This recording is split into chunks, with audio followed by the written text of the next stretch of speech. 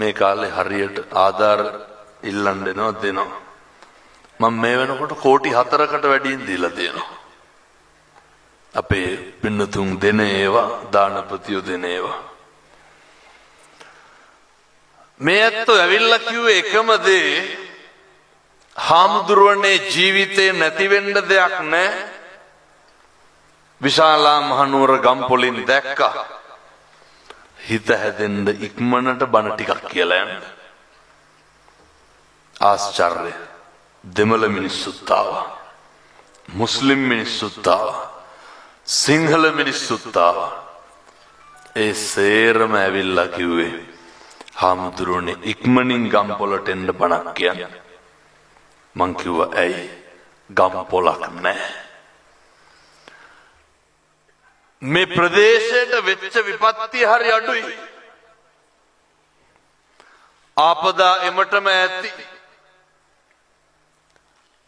සංසාරේ කරපු අකුසල් වල බරපතලකම කොච්චරද කියනවනම් හාමුදුරුවනේ කෝටිපති පවුලක්. ඔය නේ කෝටි ගානක රත්තරම් බඩු බොක්ස් එකක දාගෙන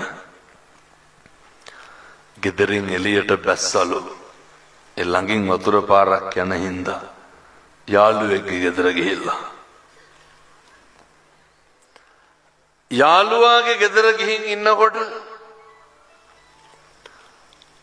මහරෑ වෙනකොට යට තට්ටුවට වතුර ඇල්ලුවලු.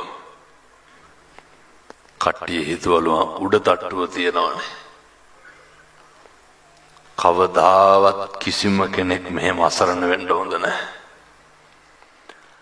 කවදාවත් පින්නතුනි කිසි කෙනෙකුට මෙහෙම මරණයක් අත් වෙන්න හොඳ නැහැ. මම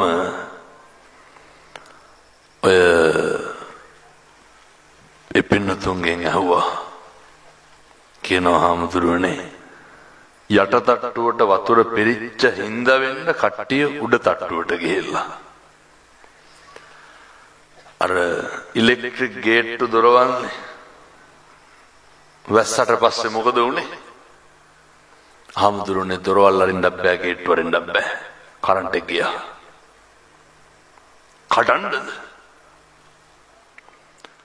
බහින්න බෑ, යට තට්ටුව පිරීලා ගහගෙන යනවා. මට පාන්දර 2ටත් එදා කෝල් ආවා චොපර් එකක් හරියවන්න කියලා. ඒ කෝල් එක ගන්නකොට ඇහෙන්නේ පරක් තරක් නැතිව බේර ගන්න කියන හඬ විතරයි. හාමුදුරු කෙනෙක් කියනවා ගම්පොළ ටවුන් එකේ අපේ මේ ජීවිතේ මරණ බය, ජීවිතය කියන්නේ මොකක්ද කියන එක මේ මිනිස්සු දැන් හැල්මේ දිව්වට මොකද එදා දැවුණලු. හාමුදුරුවනේ 6 දෙනෙක් මැරිලා හිටියා උඩ තට්ටුවේ පරාලවල එල්ලිලා. වතුර පිරෙනකොට එල්ලෙන්න තියෙන අන්තිම එක මොකද්ද? බාල්කෙත් නෙමෙයි, පරාලේ. 6 දෙනාම මැරිලා. 6 දෙනාම මැරිලා.